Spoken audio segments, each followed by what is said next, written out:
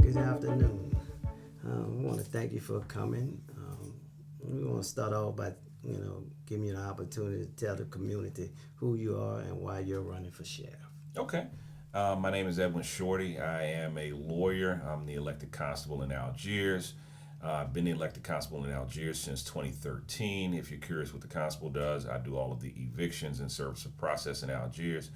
I am a lower Ninth Ward boy, grew up in the lower Ninth Ward, graduated from Lawless High School in 95, went to Southern University at New Orleans. While I was at Southern University at New Orleans, I worked in Templeman 1 and 2. There was a special program to allow college students to work part-time in the jail.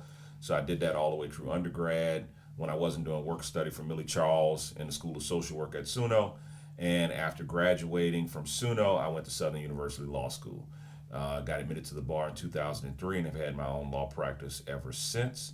One of the reasons I think I'm the person for this job is that I'm the only one who has the experience of the constable's office basically does what the sheriff's office does for a different court. We do the civil side. A lot of folks focus on the jail, but there's a civil component to it. Obviously, the civil sheriff and the criminal sheriff were merged after Katrina.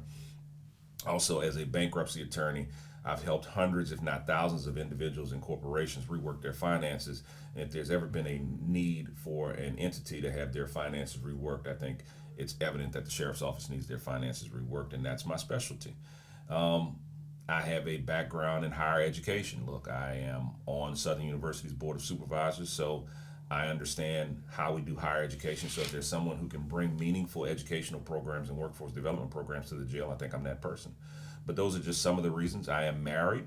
In fact, I met my wife in the jail. My wife was a nurse working in Temple 1 and 2 when we met. So she was working there at the same time I was working there. We got 2 kids. My daughter is a doctor of chemistry who works for Eli Lilly in Indianapolis, and my son is a lawyer, graduated from Tulane Law School, and is currently clerking at the Fourth Circuit Court of Appeals. So that's a little bit about me. Okay, thank you. One of the questions is Orleans Parish Jail is fairly new, but has been struggling with basic conditions. We've heard about chronic problems like overcrowding, maintenance failures, and even lack of clean water at times.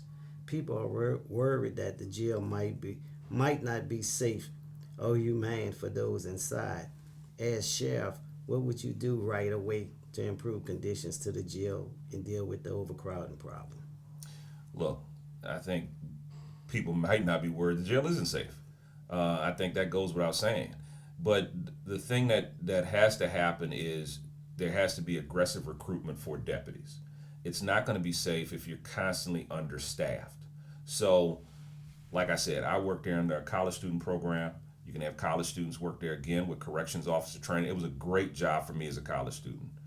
There was also an about face program there when I worked there, where folks who were stationed here with the military could get corrections officer training and they worked there. The other thing I think you can do is that 12-hour shift is very difficult for a lot of people. 60 to 70% of their workforce is female. Maybe some of those ladies would like to drop their kids off at school before they go to work. Maybe they'd like to leave a little early and pick their kids up from school. So if you can offer some flexibility with scheduling, I think you can additionally recruit some more people. The more deputies you have, the safer the environment. Now, the other thing that I think we have to focus on is there's a constant discussion led by some members of our community about the size of the jail, how many beds we have in this jail. And that focus, I believe, has led you to a problem with funding the jail. Because if you're so focused on having a limited number of beds, you can't earn any money to operate your jail effectively. And look, there is a give and take between you don't want the size jail that Fody had, and you don't want a for-profit prison industry. But there's also a sweet spot in numbers to say we don't have enough numbers to necessarily fix the problems that we've got. So I think you're going to have to look at the number of beds, because what happens is you've got a certain number of beds, but that doesn't stop people from getting arrested. People still get arrested, and now the citizens of New Orleans are sending money to St. Bernard and St. Tammany and St. John Parish, which helps funds their jail. So it just limiting the number of beds is not going to curtail the number of arrests that happen. Hi. Hey. Let's talk about healthcare and mental health now. Mm-hmm.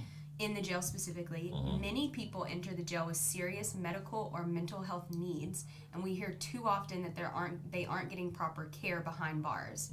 What will you do to make sure people in custody have access to medical and mental health care they need? For example, will you have trained medical professionals at intake to access everyone coming in? And how will you hold the jail's healthcare provider accountable if they're not delivering the adequate care? So, relative to the jail's healthcare provider, I don't think the jail should have that outsourced contract to some out of state company. I think we should run that, the facility should run that themselves. I don't see why that contract is going to someone else. And in a city, look, I'm on Southern University's board. We got a nursing school. Tulane's got a medical school. You got a teaching hospital. I don't understand why we don't have it set up where not only our students, but our professors, our medical professionals are in the jail doing rotations just like any other healthcare facility. That is something that's a natural learning, teaching environment for those students, and it's good for the general population in this city. There was a time when everybody understood, hey, folks are at the third floor charity. Okay, what's happening at third floor charity? We know who's in the third floor. We know they're getting the services that they need. Yes, you've got to have trained medical providers when someone is arrested. Because, look, there's a big conversation about mental health, but that's not the only conversation. If you're worried about continuity of care, for somebody like me, who takes high blood pressure medication and cholesterol medication, if I get arrested, I'm not supposed to stop taking that medication either. Now, the effects of me not taking that medication aren't as severe as somebody who's taking medication for bipolar disorder.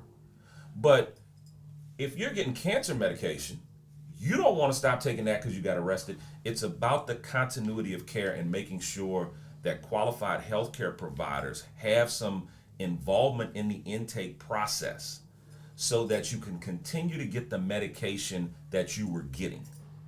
And if you do that, I think you'll reduce the number of outbursts or medical disasters that may occur because somebody's suddenly taken off of a medication that they desperately need. Now, relative to the mental health care component, we have to face the reality of the fact that right now, if anybody in this room had a mental health care crisis, assuming you didn't say you were having suicidal ideations, you have a hard time getting a qualified mental health care provider to see you. How do we deal with that? I think you deal with that by saying, hey, Xavier University, you got a bunch of students who want to do this and go to medical school. Hey, LSU, you've got students. We reach out to the university systems and to the medical providers that we have to see how we integrate having some of those students and some of those professors come over to the facility and treat the patients and the inmates that we've got. Because if you're just talking about whether or not somebody's going to get seen by a qualified medical provider, a mental health care provider, there just aren't enough of them. There aren't enough of them for us walking around. So you know you're not just going to say we're going to beef up the number of psychiatrists and psychologists in the jail. You've got to do that with the universities. That's my thought on how you do that. Okay. Now we'd like to ask you about campaign finances and ethics. Trust and transparency are a big concern for the community. In the past, people have worried about how the sheriff's office spends money and who gets lucrative contracts. One specific concern is campaign contributions. Are you accepting donations from individuals or companies that do business with the sheriff's office, such as jail contractors? If so, why should voters trust that you won't be influenced by the contributions when it comes to handing out contracts or making decisions? How will you ensure that any contracting and budgeting decisions are fair in the public's best interest and not pay to play? So currently, I do not believe that I have gotten any donations from anyone who is currently working with this sheriff or is a contractor with this sheriff. Relative to contracts, I think my belief, my thought on contracting with public entities is that the only way some of our minority-owned businesses ever got an opportunity to sit at the table was because they got to sit at the table with public entities. And if you studied how Atlanta became Atlanta, it became Atlanta because Maynard Jackson said, we're building this $1 billion airport and we're going to make sure minority contractors are involved in this. If you do that, if you are intentional about saying, this is my budget and I'm going to make sure minority contractors are involved in the work that we have here, then you change the dynamics and the economics for the entire area. Now, transparency versus being intentional about who is getting a contract sometimes do not go hand in hand. And we just have to be honest about that. To the degree you can say, hey, look, we're putting something out for bid because this thing has got to be put out for bid because the law says it's got to be put out for bid, you're going to do what the law says. But you also understand that you want to make sure that those dollars circulate in this community. And one thing I've learned, especially being on the board of an HBCU, is that sometimes the cheapest provider of a service will not be your local provider. It will not be a minority contractor. It'll be some mega multinational that can undercut you. So I hear your question, but it's way more complicated than just saying transparency is important and we're going to make sure that the public knows and that we get the cheapest product. No, it's if somebody approaches it and answers it on its very base, they're lying to you. And I don't want to be in a position where I ever am lying to the voting populace. If I want to do something and you want me to do that thing, if you want me to be intentional about making sure that women are sitting at the table or minority contractors are sitting at the table, then there's a certain way you got to do that. And I believe in that. Thank you. Let's turn over to community safety. The sheriff's office can play a role in keeping the public safe beyond just running the jail. You've mentioned wanting the sheriff's office to be more proactive in fighting crime and bridging the gap with the community. What would you do to prevent crime and provide alternatives to incarceration? Would you expand programs like job training, education, or mental health and addiction services to help people turn their lives around instead of cycling back into jail? And do you see the sheriff's office partnering with the New Orleans Police Department or other agencies in new ways to make neighborhoods safer? Yes, I do see the sheriff's office partnering with the NOPD. I want the sheriff's office to assist NOPD where possible because we know the New Orleans Police Department is shorthanded, and I think one of the ways they can do that is in traffic stops. But let me step back from that question a little bit and say, I believe in your mission. I'm all for your mission. But I don't think we can get big buy-in for the mission of vote if we've got leadership that allows folks to run out the front door and we're releasing inmates who shouldn't have been released. And as long as people don't feel safe, then it's hard for them to buy in to the idea that we're going to support meaningful educational programs in the jail. It's hard for them to say, I'm going to support meaningful workforce development programs if 10 people run out the front and I'm still scared. So until you have a firm lockup or a firm grasp on the security and the safety of not only the inmates, but the deputies, because if they're scared to come to work, you're not going to be able to hire anybody, and that creates a dangerous situation. Until you get that situation wrapped up, it's hard to get buy-in from the community and say, yeah, I'm going to hire formerly incarcerated people who've got workforce development training because I'm still scared that somebody's running around. They've got to feel that when those doors are locked, they're locked, I'm safe. And then we can talk about realistically what kind of educational programs we could bring to bear. Look, there's money for educational programs. That's not the hard part. I can tell you, as somebody who's on Southern's board, we got $10 million to do some psychiatric and psychological training or education inside the jail. But we also have to be realistic about the programs that will help people get jobs. Because if you're incarcerated with a couple of felonies and I give you training as a psychiatric psychological training, that's really just for your betterment. That's not a job field that you're necessarily going to be able to go into. You're not going to be a therapist.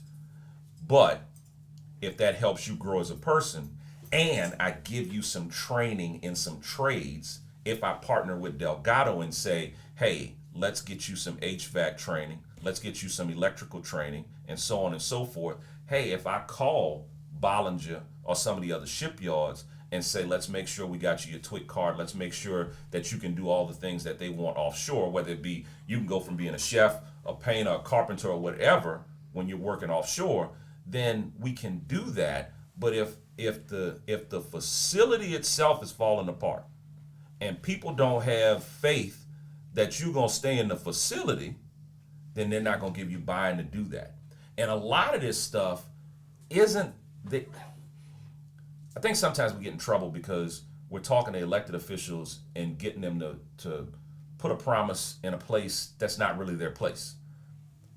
The sheriff's going to have a role, but really the role is going to be on the community to say, I'm going to embrace the person who's gotten out of jail. And I think the sheriff has some role in reaching out to community leaders, business leaders, and saying, hey, these are the programs we offered. These people are coming out. I want you to hire these folks. This is what they did while they were in the jail. But then that becomes the community reaching around that person and helping them get uplifted. Gotcha. Thank you.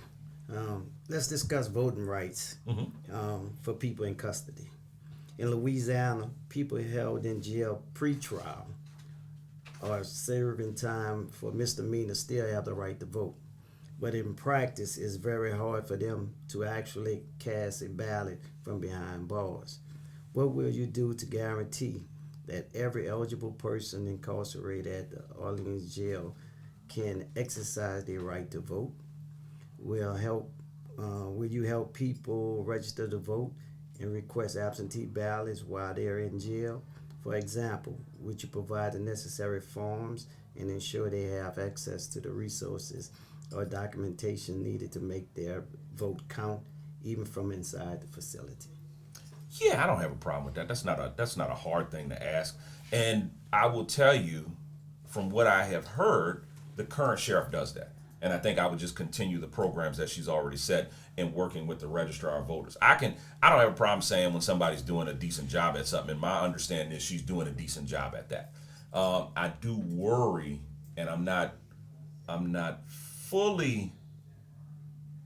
super comfortable with saying I understand all of the rules, because we have had a number of changes to the laws relative to absentee ballots. We talk about it all the time when we go to senior centers about how many witnesses they can have and whether or not you can drop them off in bulk. So I would be curious to see how we continue to allow folks who are incarcerated to exercise that right given the new law. But I think once we fully understand the impact of the new law on folks who are in the jail, then we can really say, look, we're going to comply with the law, but we're going to make sure that you have the right to vote and access to the vote. Between the registrar of voters office, I think we can get that done. That's not a heavy lift. Thank you. Staffing is another major issue. The jail is currently severely understaffed. Only about half deputy positions are filled. Understaffing leads to unsafe conditions and burnout, like you already mentioned, for both officers and inmates. How do you plan to recruit and retain more deputies so the jail is adequately staffed? You've suggested ideas like recruiting part-time college student deputies and offering flexible shifts to accommodate people's schedules. Can you explain how those would work and how you'll ensure the jail has enough well-trained staff to run safely? Well, I think you got to be able to walk and chew bubble gum at the same time. We got to be able to do a lot of things. We got to be able to recruit some college folks. We got to be able to recruit some military folks. We got to be able to tell some of the people who are already working there, who may be thinking about leaving, we're going to make it a more attractive option for you to stay. We're going to have to talk to those folks who may have left out of law enforcement to get back into law enforcement. At my office, at the constable's office, all of my reserve deputies are former NOPD, former sheriff's office deputies. And what you find is law enforcement's a calling for a lot of folks, and they want to be engaged, but sometimes you get a little older and you want to step back. You say, man, I don't want to do a 12-hour shift all the time, but I still want to do some details. I'll still serve some papers. I still want to be engaged and do something. So I think you can talk to that community, because we got a huge community of folks who kept their credentialing and they want to do stuff. You figure out how to integrate them where you need them. Like, for instance, the sheriff keeps getting called to the courthouse because she's not bringing folks to court on evenings and weekends. All right? You got reserve deputies. You figure out how to get those reserve deputies to bring folks over to the court on evenings and weekends. Not rocket science. For those people who are in, some of the reserve deputies can help out in the courts. I think one of the things that I found when managing folks, if you got to listen to people and put them where they want to be, and they'll be more successful. You can't take a guy who's been a bailiff for 10 or 15 years out of the court and say you're going to work in the jail. That guy's going to quit.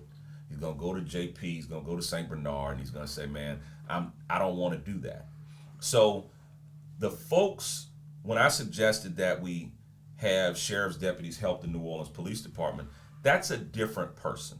That's not the same person who's doing corrections work. You're not going from doing work on the street to saying I'm sitting in the jail. That post-certified officer is not doing corrections work. So you when managing folks, you say, what works for you? Just like traditionally it has always been that folks who worked in government were not the top paid people. But the government jobs had good benefits. So someone may take less money because you give me good benefits. Okay, so why don't I say, you know what? I got X number of deputies who got small children. Can we have a nursery on the facility? Can we run, nursery costs are extreme. So if I'm offering nursery care on the facility at some really reduced cost to my deputies only, then that may make that more attractive, because now I'm not spending $800 or $900 every other week for nursery costs. So you're working in the facility. So what do I do that makes this thing attractive? Maybe it is I'm going to give the person who's working the 12-hour shift a day where they can do some details, because that person still maintains their post-certification, and then they can make some extra money doing details. You have to try and think out of the box and figure out, what does this person want? What makes this job attractive to that individual? Thank you. Thanks. The jail building itself was built as state of the art, but it's had a lot of problems from day one. We have seen issues like faulty locks and other maintenance failures. Even questions about whether the jail could be safely evacuated during a major hurricane. On top of that, the sheriff's budget ballooned by tens of thousands of dollars this year due to overcrowding and operational costs. And city leaders are hesitant to keep writing blank checks. How would you tackle the jail's infrastructure problem and maintenance needs without breaking the budget?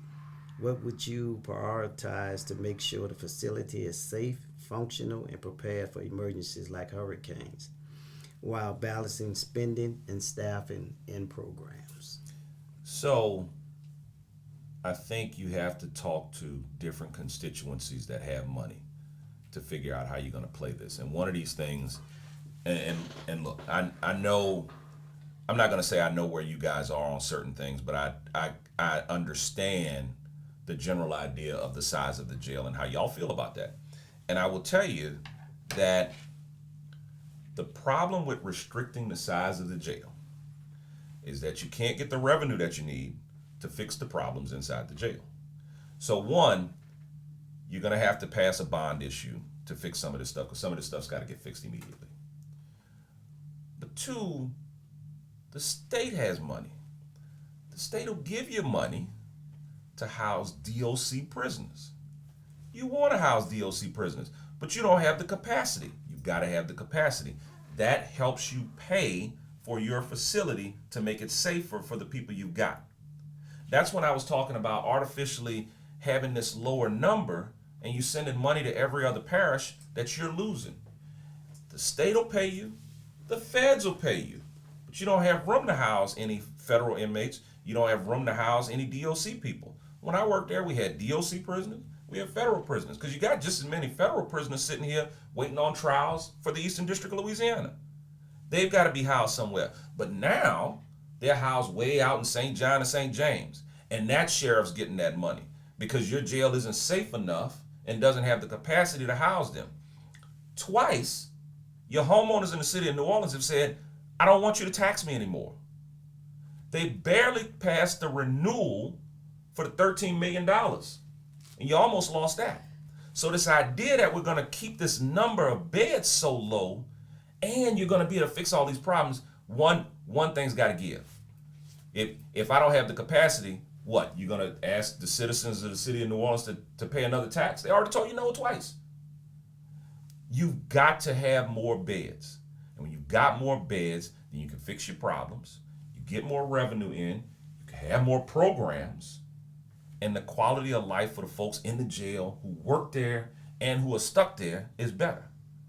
But the idea that we're just going to say, 1,300, that's it. Okay. But that is a recipe for a financial disaster. I have a little follow-up question Yeah. to that. Considering what you said, what about the guys that have these misdemeanors in latest too as well? These misdemeanor charges that really don't warrant a whole lot of, security that maybe can be let out on bond. I mean, and they stuck back there with a little small bond that's $100. Why not get them out the way and have these beds available for these hard-nosed charges that people are facing? So I think the important thing to realize is to the degree that the sheriff has some input in that, to the degree that the sheriff can say we can release people because of overcrowding, because of nonviolent offenders or somebody who's got a drug problem or some traffic stuff or something, I don't have a problem saying I would do that. But I also am very cautious with some of the offenses, because I'll give you an example. I have some apartments uptown, and one of my tenants came out of the apartment and he started a fight with my maintenance man, and I'm watching it on the camera. Call the police department, and they come out and they don't arrest my tenant. They give him a summons. And I'm sitting there wondering, did they do that because the jail is at capacity? Or is this some policy about simple battery where they're not going to arrest? Now, we may say, you know what, the summons is the thing you should issue. But what happens is my maintenance man, the maintenance man has got to fix the toilets and electrical and all this other stuff. What happens if he comes back and kills my maintenance man? And then everybody's going to go, he should have been arrested so they could have a cooling off period. He could have went sat down for 24, 48 hours. Then he comes back, my maintenance man's done whatever he needed to do and finished. Because now you put me in a trick bag. Maintenance man can't stay there. The city gonna say, well, you didn't fix the apartment. Well, this lady's talking about her plumbing. The maintenance man was there, my tenant fought him. What do you want me to do? If you'd arrested him and had him go sit down for a little while, I wouldn't have this problem. So I think we gotta be real cautious about when we're saying we're gonna release folks. But look, I come from a family of social workers who did drug treatment in Design, Florida. I know when folks have a problem. You don't want to lock up people who have a substance abuse problem. That's not going to help them. You want, but they also got to want treatment, because if they don't want treatment, then it ain't going to work. But locking them up isn't the solution. And we've got to have programs that are meaningful to give them that opportunity to kick that. Thank you. Accountability at the jail is crucial. The Orleans Parish Jail is still under a federal consent decree because of past mismanagement. And recently, we even had an incident where 10 detainees escaped, which shook the public's confidence. Some community members have called for an independent public oversight commission to keep an eye on the sheriff's office. Do you believe we need a new public oversight board for the jail? If not, checks and transparency measures what checks and transparency measures will you put in place to reassure the public that you're readdressing problems? And more broadly, what's your plan to prevent serious failures like those escapes and other security lapses from happening again under your watch? I don't know if you need an independent commission. You got what you need, an election. Election is to change leadership. It's failed leadership. And that's what this is about. That's why we're running. Because obviously, that's a mistake. There are lots of mistakes. That was just the culmination of a number of mistakes.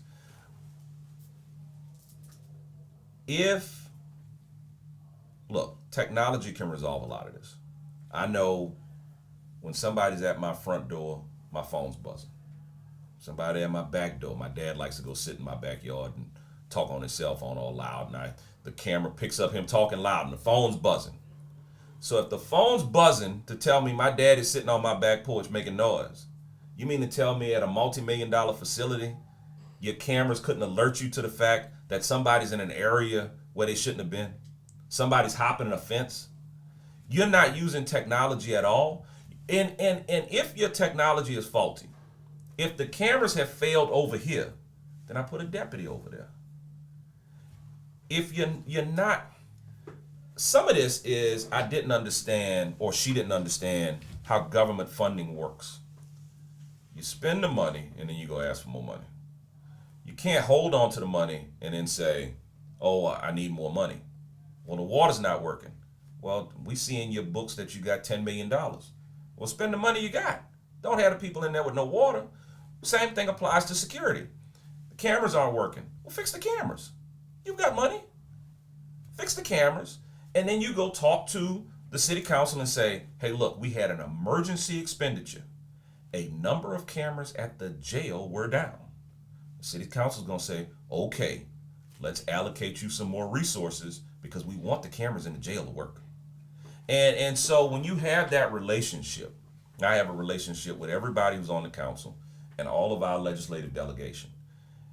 And look, if there's no money at the council level and there's no money at the state level, I call up our congressman and I say, hey, I need federal funds to help with this emergency that we have. This is a criminal justice crisis. What are we going to do? Whether it be cameras, whether it be inadequate water, because I hear the water treatment facilities kind of on the fritz over there. So some of these things are emergencies that must be dealt with. And you can't sit in office for 3 years and now that it's election time say, well, it's all political. They're all piling on me. No, you knew what was going on. So as a politician, the first thing I do is get in office and say, here are all the problems I know. So you don't hang these problems on me. 1 through 300.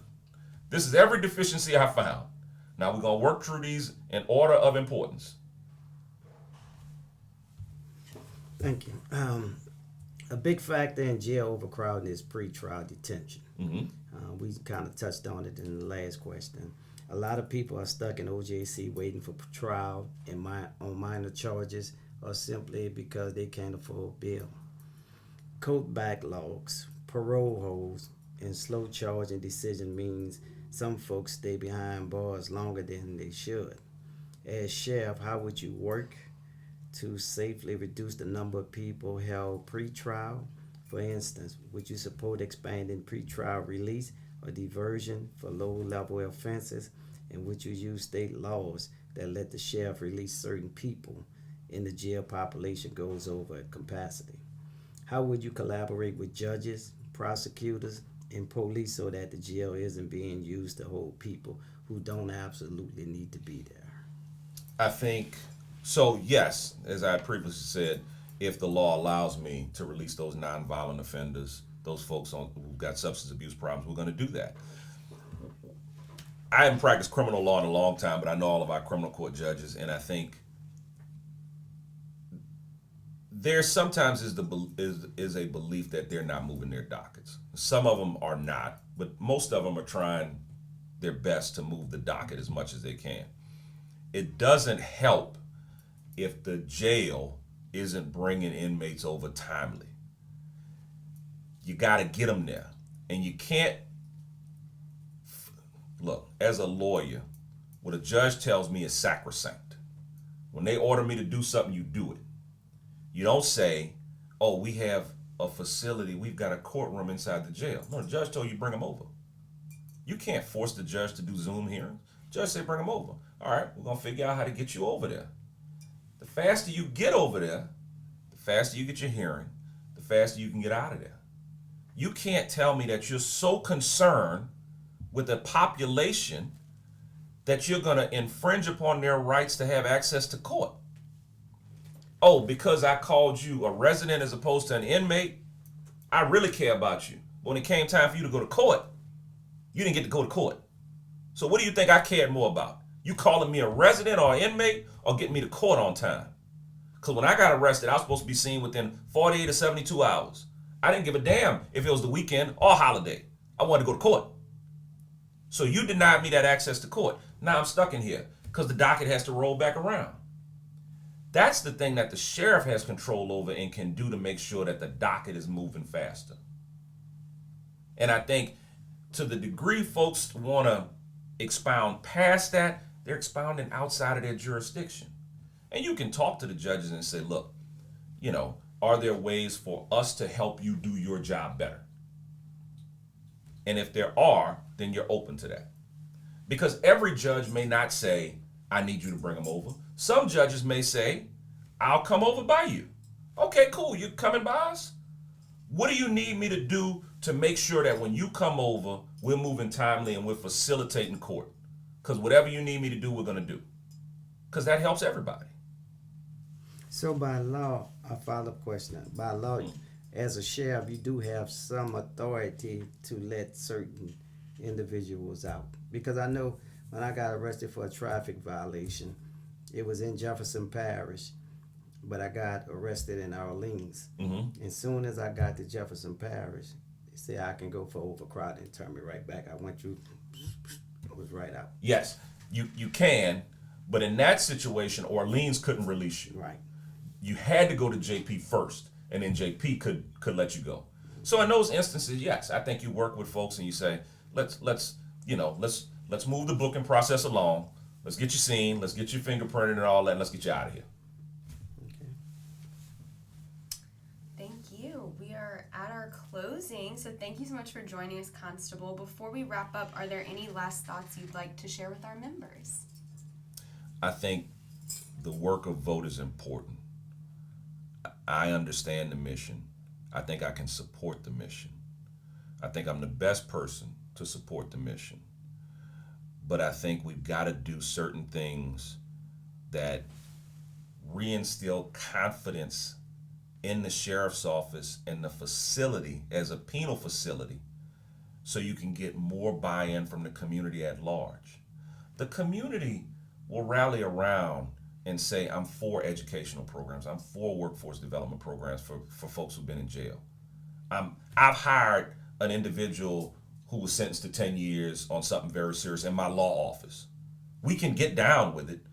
I just want to know that I'm safe and that those people who need to be held are being held and they're not going to run out the front door. And if we're all on the same page, I think you get huge community buy-in. That's what I want your folks to know.